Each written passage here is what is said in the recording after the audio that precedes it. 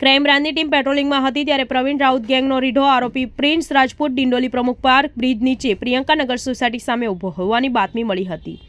બાતમીના આધારે આરોપી પ્રિન્સ ઉર્ફ રવિ મહેન્દ્રસિંહ રાજપૂતને પકડી પાડ્યો હતો।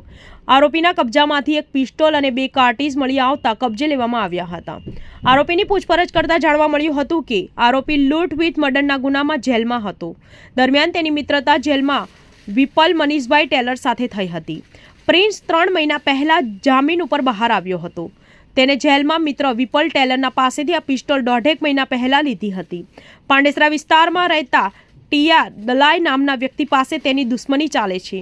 ટીયા દલાલ ગમે ત્યારે તેની ઉપર હુમલો કરે તેવો ડર હોવાથી પિસ્તોલ સાથે લઈને ફરતો હતો।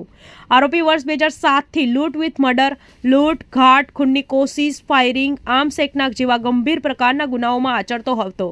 આરોપી વર્ષ 2011થી પ્રવીણ રાઉત ગેંગ સાથે સંકળાયેલો છે।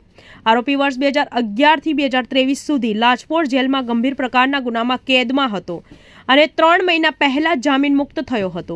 આરોપી સામે કડોદરા, પૂણા પોલીસ સ્ટેશન, બારડોલી, પાંડેસરા, ઉત્તર પ્રદેશના ગાંજીપુરા, કરડા પોલીસ સ્ટેશન અને બરોડા કારેલીબાગ પોલીસ સ્ટેશનમાં મળીને કુલ 9 ગુનાઓ દાખલ થયા છે।